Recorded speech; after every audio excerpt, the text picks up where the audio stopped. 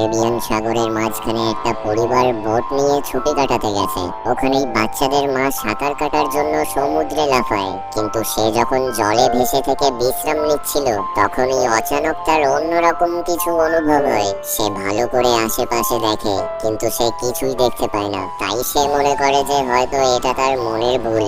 এর কিছুক্ষণ পর আবার তার ওই একই রকম অনুভূতি হয়। এবারও সে কিছুই দেখতে পায় না, কিন্তু এখন সে ঘাবড়ে যায় আর সাথে সাথেই বোটের দিকে সাঁতরে আসতে শুরু করে। ঠিক তখনই অচানক ওই জল তাকে নিচের দিকে টানতে শুরু করে। তাই সে সাহায্যের জন্য জোরে জোরে চিৎকার করছিল। তার মেয়ে কেসি কানে হেডফোন লাগিয়ে গান শুনছিল, এই জন্যই সে কিছুই শুনতে পায় না। এদিকে বেন তার বাবার সাথে মাছ মারায় ব্যস্ত ছিল। জুলিয়া অনেকভাবে জলের ওপর ভেসে থাকার চেষ্টা করছিল, কিন্তু তার মুখে জল ঢুকে যাওয়ার কারণে সে ঠিক মতো চিৎকার করে ডাকতেও পারছিল না।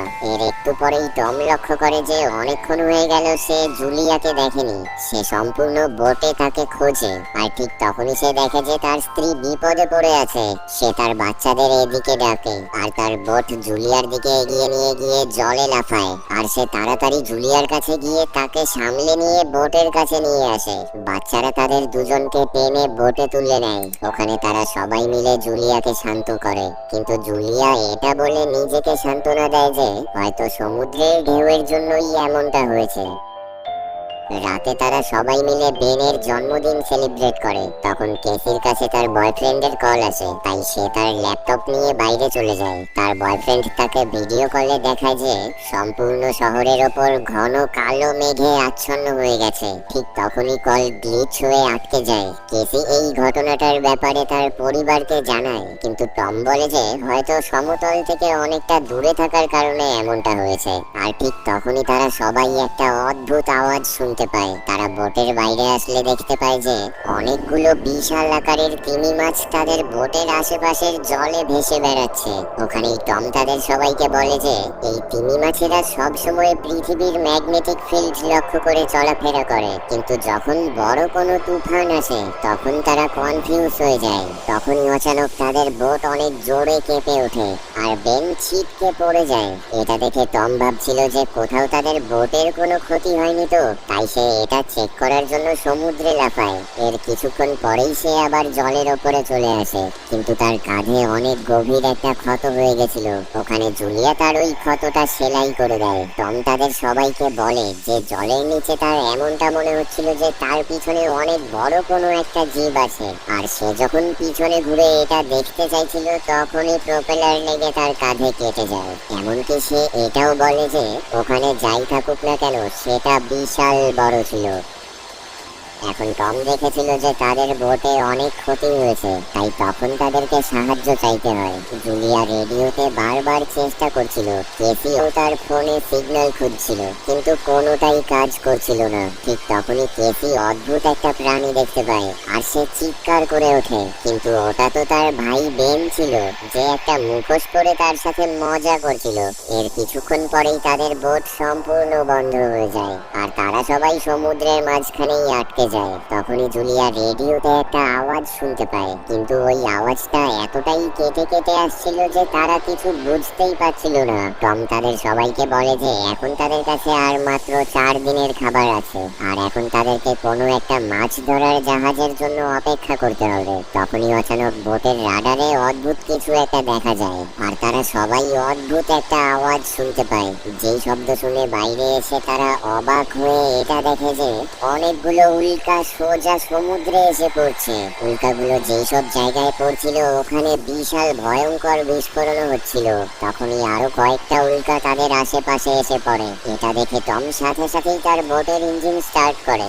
বোটের ইঞ্জিনও স্টার্ট হয়ে যায়, কিন্তু ঠিক তখনই আরো একটা অনেক বড় উল্কা তাদের বোট ঘেঁষে পাশেই পড়ে। তখন টম বুঝতে পারে যে যেই সব আগুনের গোলা জলে এসে পড়ছে এসব কোনো উল্কা নয়, বরং স্যাটেলাইট ছিল। ঠিক তখনই বেন লক্ষ্য করে যে তাদের বোট থেকে ধোঁয়া বের হচ্ছে। টম ভালো করে চেক করে দেখে যে তাদের বোটের ইঞ্জিন খারাপ হয়ে গেছে। বাইরে প্রচন্ড গতিতে হাওয়া বইছিল, তাই টম তাদের সবাইকে নিয়ে বোটের ভিতরে চলে যায়। তারা কেউ এটা লক্ষ্য করেনি যে বোটের কম্পাস উল্টো পাল্টা ঘুরছে। তাদের বোট ভীষণ জোরে কাঁপতে শুরু করে।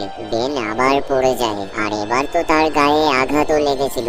উঁচু উঁচু সমুদ্রের ঢেউ তাদের বোটে এসে আছড়ে পড়ছিল।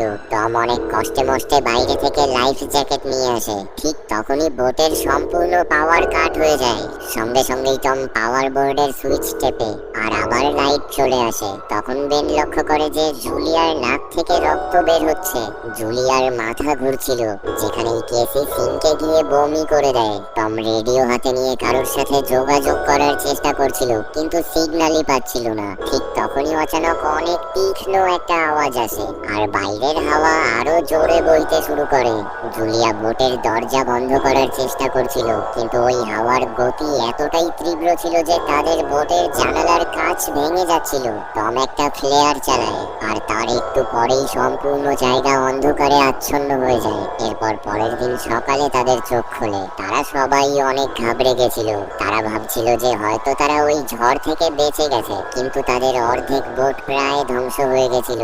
আর এরপর যখন তারা বোটের বাইরে আসে, তখন তারা দেখে যে সমুদ্রের সব জল উধাও হয়ে গেছে, আর তাদের বোট একটা শুকনো জায়গায় আটকে আছে। এটা দেখে তো তারা সবাই অবাক হয়ে যায়। কেসি তার ফোনে সিগন্যাল চেক করে, কিন্তু একদমই নেটওয়ার্ক ছিল না। ওখানেই বেন দুটো মরা কাকড়া নিয়ে খেলছিল। টম কম্পাস চেক করলে দেখে যে সেটা তো উল্টো হয়ে গেছে। 7 লক্ষ বছর আগে শেষবার এমনটা হয়েছিল। কেসি তার বয়ফ্রেন্ডের চিন্তায় ভেঙে পড়ে। এটা দেখে জুলিয়া তাকে সান্ত্বনা দিতে আসলে কেসি তার থেকে দূরে চলে যায়। জুলিয়া আর টম লক্ষ্য করে যে তাদের কাছে আর প্রয়োজনীয় কি কি আছে। বেন তার বার্থডের বেলুনগুলো হাওয়ায় তুলে দেয়, যাতে আশেপাশে কেউ থাকলে এটা দেখে বুঝতে পারে যে এখানে কেউ আছে।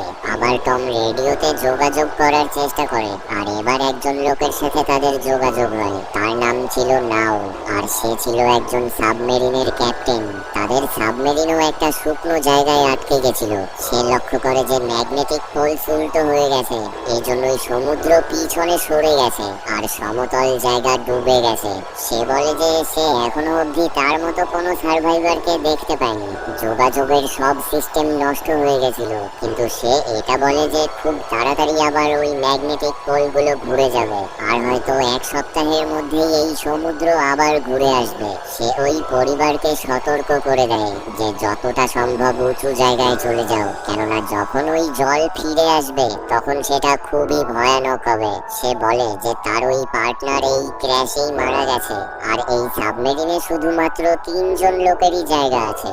জুলিয়া আর টম তার কাছে অনুরোধ করে যে দয়া করে আমাদের বাচ্চাদের বাঁচাও। তারপর সে তার লোকেশনের ব্যাপারে ভালো করে তাদেরকে জানায়। টম ভালো করে হিসেব করে দেখে যে তাদেরকে ওই সাবমেরিন অবধি পৌঁছতে প্রায় 2 সপ্তাহ লেগে যাবে। টম তার পরিবারের সবাইকে বলে যে আজ তোমরা সবাই ভালো করে বিশ্রাম করে নাও, কাল সকালেই আমরা এখান থেকে বেরোবো। পরের দিন সকালে তারা সবাই প্রয়োজনীয় সব জিনিসপত্র গুছিয়ে নিচ্ছিল। তখনই টম পাশেই কিছু একটা নড়তে দেখে। ওটা একটা ল্যাংড়া লোক ছিল, যার হাতে একটা বর্শা ছিল, আর তার সাথে একটা কুকুরও ছিল, যেটা একটানা ডুবেই যাচ্ছিল।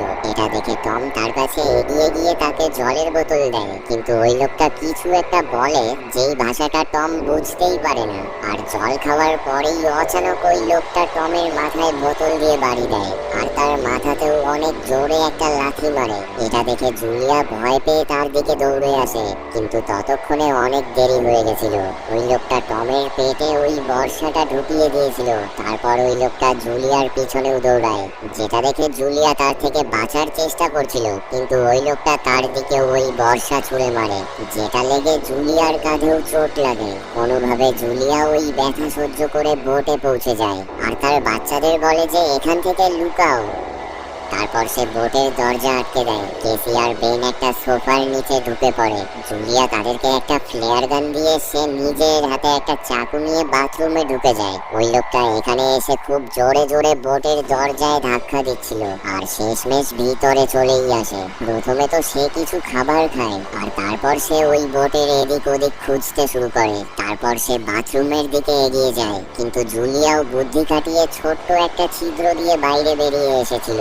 ওই লোকটা ভাবে যে হয়তো সে এখান থেকে পালিয়ে গেছে। আর যেই জুলিয়া ওখান থেকে আস্তে করে বেরিয়ে আসছিল তখনই ওই লোকটার কুকুর তাকে দেখে ফেলে আর ভুগতে শুরু করে। কুকুর তার উপর ঝাঁপিয়ে পড়ে, তখন জুলিয়া তার চাকু দিয়ে তাকে শেষ করে ফেলে। কুকুরের আওয়াজ শুনে ওই লোকটাও বাইরে বেরিয়ে এসেছিল, আর সে যখন তার কুকুরের এমন অবস্থা দেখে তখন সে রেগে ফুলে ফেপে ওঠে। ওই সময় জুলিয়া বোটের অন্য দিক দিয়ে ভিতরে ঢোকার চেষ্টা করছিল আর সে ভাঙা জানালা দিয়ে ভিতরেই আসছিল, কিন্তু তার আসার আগে ওই লোকটা ভিতরে চলে আসে। সে তাকে অনেক জোরে একটা ঘুষি মারে, যার জন্য সে নিচে পড়ে যায়। জুলিয়া ফার্নিচার ধরে বাঁচার চেষ্টা করছিল, কিন্তু ওই লোকটা তাকে লাথি মেরে দূরে সরিয়ে ফেলে। তারপর সে তার ডানায় পা দিয়ে চেপে ধরে যাতে সে ওই চাকুটা তুলতে না পারে, আর তারপর সে তার চুল ধরে তাকে মেঝেতে আছাড় মারে আর সে তার গলা চিপে ধরছিল। ওখান থেকেই বাচ্চারা এসব দেখছিল, যেটা দেখে কেসি বাইরে বেরিয়ে ওই লোকটার গায়ে ফ্লেয়ার গান চালিয়ে দেয়। ওই ফ্লেয়ার গানের আগুনে ওই লোকটার গায়েও আগুন জ্বলে ওঠে আর তাদের বোটেও আগুন ছড়িয়ে পড়ে। বাচ্চারা সাথে সাথেই ওখান থেকে বাইরে বেরিয়ে পড়ে, কিন্তু জুলিয়া আবার ফিরে আসে। সে ওই লোকটাকে একটা লাথি মেরে ফেলে দেয় আর সে ম্যাপ আর তাদের প্রয়োজনীয় জিনিসের ব্যাগ নিয়ে ওখান থেকে পালিয়ে যায়। বাইরে বেন আর কেসি তার বাবার কাছে গিয়ে কান্না করছিল। জুলিয়াও এখানে এসে তাদের সাথে বসে পড়ে আর তারা তিনজন মিলে চোখের জলের সাথে তাকে শেষ বিদায় জানায়। ঠিক তখনই ওই ভয়ানক লোকটা আবার বোট থেকে বাইরে বেরিয়ে আসে। এটা দেখে তারা সবাই আবার পালাতে শুরু করে। এর একটু পরেই ওই বোটে ভয়ানক এক বিস্ফোরণ হয়। তারপর কিছুটা এগিয়ে গিয়ে তারা একটা ছোট্ট ঝর্ণার কাছে এসে দাঁড়ায়, যাতে তারা একটু বিশ্রাম নিতে পারে। ওখানে কেসির এমনটা মনে হচ্ছিল যে হয়তো ওই পাগল লোকটা ওই বেলুনগুলো দেখে এখানে এসেছিল। এটা শুনে বেনের নিজেকে দোষী মনে হচ্ছিল। জুলিয়া তাকে বোঝায় যে এতে তার কোনো ভুল নেই আর সবাইকে এগিয়ে যেতে বলে, কেননা এখনো ওই লোকটা তাদের পিছনেই ছিল। যাওয়ার পথেই ছোট্ট একটা জলাশয়ে বেন একটা হ্যামারহেড শার্ক দেখে অবাক হয়ে যায়। তখনই জুলিয়া লক্ষ্য করে যে ওই পাগল লোকটা আবার তাদের কাছে চলে এসেছে, যার পর সাথে সাথেই তারা দৌড়ে বালির একটা উঁচু জায়গায় চলে আসে। ওখানে তারা অনেকগুলো বিষাক্ত আবর্জনা দেখতে পায় আর তারা সবাই অনেক সাবধানে ওই জায়গাটা পার করে। তাদের এমনটা মনে হচ্ছিল যে হয়তো তারা এখন ওই পাগল লোকটার পিছু ছাড়িয়ে নিয়েছে। এগিয়ে যেতে যেতে তারা অনেক রকমের সামুদ্রিক প্রাণীকে মরে পড়ে থাকতে দেখে। এর সাথে সমুদ্রের নিচে জমে থাকা অনেক প্লাস্টিকের আবর্জনাও দেখতে পায়। বেন খুব ধীরে ধীরে হাঁটছিল, যেটা দেখে জুলিয়া বুঝে যায় যে তার ডিহাইড্রেশন হতে চলেছে। সে তাদের দুজনকে একটু বসতে বলে আর সে যখন জলের বোতল লক্ষ্য করে তখন সে এটা দেখে চিন্তায় পড়ে যায়, কেননা জলের বোতলে এখন আর জল নেই বলা চলে। কেসি বুঝতে পারে যে হয়তো সে ছিপি ভালোভাবে আটকায়নি। জুলিয়া তাকে বলে যে তার এমন অসতর্কতার জন্য এখন তাদের সবার জীবন ঝুঁকিতে। কেসিও রেগে গিয়ে জবাব দেয়, কি যায় আসে, এমনিতেও আমরা কেউ বাঁচবো না। দুজনের মধ্যেই কথা কাটাকাটি শুরু হয়, কিন্তু তা সত্ত্বেও তারা আবার এগিয়ে যাচ্ছিল। কিছুটা দূর এগিয়ে যাওয়ার পর তারা একটা ক্র্যাশ হয়ে থাকা প্লেন দেখতে পায়। প্লেনের ভিতরে কিছু নড়াচড়া করতে দেখে তারা সবাই ভয় পেয়ে যায়, কিন্তু ওগুলো তো শুধু কয়েকটা পাখি ছিল। যার পর তারা সিদ্ধান্ত নেয় যে আজকের রাতটা তারা এখানেই পার করবে। তারা সবাই মিলে অল্প একটু চকলেট ভাগাভাগি করে খায়। ওখানেই জুলিয়া টমের জ্যাকেটের পকেটে একটা তাদের ফ্যামিলি ফটো দেখতে পায়, যেটা দেখে সে ইমোশনাল হয়ে যায়। কেসি তার মার কাছে জিজ্ঞেস করে যে মা, তোমাদের লাভ স্টোরি কি ছিল? জুলিয়া মুচকি হেসে বলে যে তোমার বাবা হসপিটালে আমার পেশেন্ট ছিল, তারপর একদিন সে একটা ফুল আর একটা কবিতা দিয়ে আমার কাছে তার ভালোবাসা প্রকাশ করেছিল। মাঝরাতে কেসি প্লেনের বাইরে বেরিয়ে আসে। ঠিক তখনই ওই পাগল লোকটা পিছন থেকে এসে তাকে ধরার চেষ্টা করে। তখনই অচানক জুলিয়া পিছন থেকে এসে তার উপর ঝাঁপিয়ে পড়ে আর একটা চাকু দিয়ে তার গায়ে অনেকবার আঘাত করে তাকে ওখানেই শেষ করে ফেলে। কেসি তার মাকে জড়িয়ে ধরে শান্ত করে। পরের দিন সকালে তারা দেখে যে ওই লোকটার গায়ে পোকামাকড় ধরে আছে, এমনকি তার শরীরের অনেক জায়গায় কামড়ানোর দাগ ছিল, যার মানে নিশ্চয়ই এই এলাকায় কোনো ভয়ানক জন্তু রয়েছে। আর যেই তারা ওখান থেকে বেরিয়ে পড়ে তখনই ওই লোকটার মুখ থেকে কয়েকটা কাকড়া বেরিয়ে আসে। কয়েক ঘন্টা পর জুলিয়া আর কেসি ম্যাপ দেখছিল, কিন্তু বেন ধীরে ধীরে এগিয়েই যাচ্ছিল। জুলিয়া চিৎকার করে বলে যে দাঁড়াও, কিন্তু বেন একটা জলাশয়ের কাছে গিয়ে জল খেতে শুরু করে। জুলিয়াও সাথে সাথেই তাকে টেনে ওখান থেকে উপরে তুলে নেয় আর তাকে বোঝায় যে অজানা জল তাদেরকে অসুস্থ করে ফেলতে পারে। সূর্যের তাপ ভীষণ তীব্র ছিল, তাই তারা সবাই কাপড় দিয়ে তাদের মাথা ঢেকে নেয়। ওখানেই বেনের মাথা ঘুরছিল। পাশেই তারা অনেকগুলো পুরনো চেয়ার পড়ে থাকতে দেখে, যেটা দিয়ে জুলিয়া আর কেসি আপাতত থাকার মতো একটা শেল্টার তৈরি করে। জুলিয়া বেনের গায়ে ইনজেকশন লাগায় আর তারা ঠিক করে যে আজকের রাতটা তারা এখানেই থাকবে। সকালবেলা অদ্ভুত একটা আওয়াজ শুনে জুলিয়ার ঘুম ভেঙে যায়। সে বাইরে গেলে দেখতে পায় যে অসংখ্য কাকড়ার একটা ঝাঁক সোজা তাদের দিকেই এগিয়ে আসছে। সাথে সাথেই সে বাচ্চাদের ডেকে তুলে ওখান থেকে দৌড়ে পালাতে শুরু করে। দৌড়তে দৌড়তে তারা ওখানেই একটা অনেক বড় কার্গো জাহাজ দেখতে পায়। ওখানে 3 জন ক্রু মেম্বার জীবিত ছিল। ওখানকার একজন মহিলা তাদের সাহায্য করতে চাইছিল, কিন্তু অন্য 2 জন লোক তাকে বারণ করে। আর তারা 3 জন এদেরকে বাইরে রেখেই কন্টেনার বন্ধ করে দেয়। এখন ওই কাকড়াগুলোও তাদের অনেক কাছে চলে এসেছিল। এটা দেখে জুলিয়া তার বাচ্চাদের কন্টেনারের উপরে তুলে দেয়। আর সে নিজে যখন কন্টেনারের উপরে উঠছিল ঠিক তখনই একটা কাকড়া লাফিয়ে এসে তার পায়ে কামড়ে ধরে। বাচ্চারা তাকে টেনে উপরে তুলে নেয়, তা না হলে সে নিচেই পড়ে যেত। ওখানেই একটা ছিদ্র দিয়ে অনেকগুলো কাকড়া কন্টেনারের ভিতরে ঢুকে পড়ে। ক্রিউ মেম্বাররা ওগুলোর উপর গুলি চালাচ্ছিল, কিন্তু ওই কাকড়াগুলোর সংখ্যা এতটাই বেশি ছিল যে ওগুলো তাদের উপর চড়াও হয়ে যায় আর তাদের 2 জনকে ওখানেই শেষ করে ফেলে। শেষ একজন ছাদের ছিদ্র অবধি চলে আসে, কিন্তু ওই কাকড়াগুলো তাকেও টেনে নিচে নামিয়ে নেয়। জুলিয়া তার ক্ষত জায়গায় পট্টি লাগায় আর ওখানেই অজ্ঞান হয়ে যায়। এর কিছুক্ষণ পর যখন তার জ্ঞান ফেরে তখন সে দেখে যে সে একাই ধুলোর ঝড়ের মাঝখানে আটকে আছে। সে ঘাবড়ে গিয়ে বাচ্চাদের খুঁজতে শুরু করে আর সে ওখানে থাকা একজন ক্রু মেম্বারের বন্দুক তুলে নেয় আর জোরে জোরে চিৎকার করে ডাকতে থাকে। কেসি তার আওয়াজ শুনে এখানে চলে আসে আর তাকে বলে যে সে আর বেন সাহায্য খুঁজতে গেছিল, কিন্তু তারা কাউকে খুঁজে পায়নি। তারপর তারা বেনের সাথে দেখা করে, যে একটা ফাঁকা কন্টেইনার খুঁজে পেয়েছিল যেখানে তারা এই ঝড় থামা অবধি থাকতে পারবে। জুলিয়া টমের লাইটার বের করে আর তার পায়ের ক্ষত জায়গাটায় আগুন জ্বালিয়ে সেই জায়গার রক্ত বন্ধ করে, যেটা প্রচন্ড বেদনাদায়ক ছিল। ঝড় থামার পর তারা আরো একটা কন্টেইনার পায়, যেটার মধ্যে অনেকগুলো জলের বোতল ছিল। ওই ক্রু মেম্বারদের বডি চেক করার সময় তারা তাদের কাছে একটা রেডিও আর একটা বন্দুক পেয়ে যায়। জুলিয়া ওই রেডিওটা দিয়ে নাওয়ের সাথে যোগাযোগ করে আর তাকে বলে যে ম্যাপ হারিয়ে গেছে। এটা শুনে নাও তাকে বলে যে তার উপর একটা জন্তু আক্রমণ করেছিল, যেটা একটা সামুদ্রিক প্রাণী ছিল আর ওটা এই খোলা হাওয়া পেয়ে একদম পাগল হয়ে গেছিল। নাও তাদেরকে যত তাড়াতাড়ি সম্ভব এখানে পৌঁছতে বলে, কেননা সে তার যন্ত্র দিয়ে এটা হিসেব করেছিল যে এই সমুদ্র তাদের আসার আগেই ফিরে আসবে। এখন তাদের কাছে আর কয়েক ঘন্টাই ছিল, যার পর সে ওপরে একটা ফ্লেয়ার চালায় আর ওটা দেখে তারা সবাই ওদিকে এগিয়ে যেতে শুরু করে।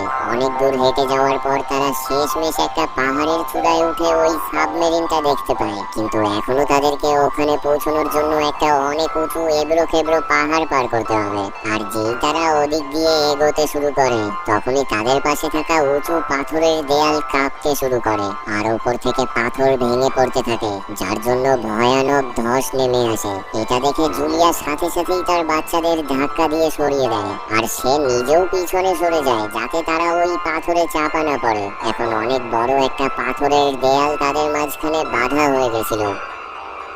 জুলিয়া তার বাচ্চাদের তাকে এখানে রেখেই এগিয়ে যেতে বলে, কিন্তু কেসি রাজি হয় না আর তার মাকে জোর করে বলে তাকেও তাদের সাথেই যেতে হবে।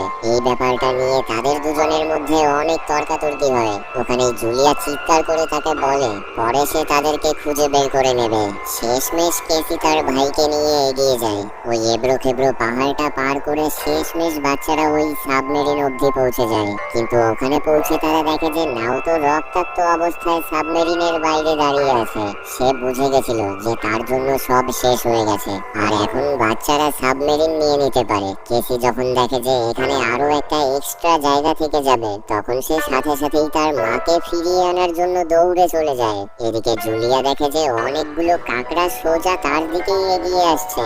এটা দেখেই সে ওই কাকড়াগুলোর ওপর গুলি চালাতে শুরু করে। কিছু কাকড়াকে তো সে মেরে ফেলে, কিন্তু ওই ঝাঁকটা অনেক বড় ছিল, যেগুলোকে শেষ করে ফেলা প্রায় অসম্ভব বলা চলে। এখন সে খুবই সমস্যায় পড়ে গেছিল। আর ঠিক তখনই সে পাথরের ওপরে তার মেয়ে কেসিকে দেখতে পায়, যে তার হাত বাড়িয়ে তার মাকে ডাকছিল।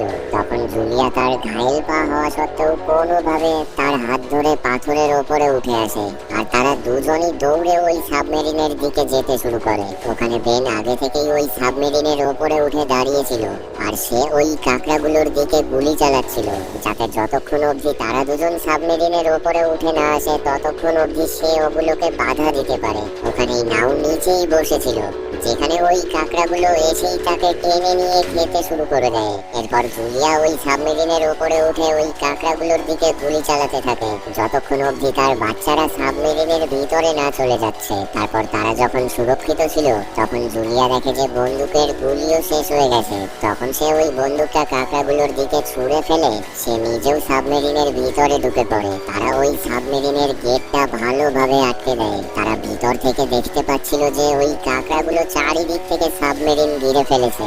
আর ঠিক তখনই ওই সমুদ্রের জল ঘুরে আসে, যেটার ঢেউ পাহাড়ের মতো উঁচু ছিল। এটা দেখার সাথে সাথেই তারা সিটে বসে সিট বেল্ট লাগিয়ে নেয় আর শক্ত করে একে অপরের হাত ধরে রাখে। ওই বিশাল ঢেউয়ের ধাক্কায় তাদের সাবমেরিন এদিক ওদিক আছড়ে পড়তে শুরু করে। তখন জুলিয়ার চোখে তাদের এই জার্নির সব দৃশ্য ভাসছিল।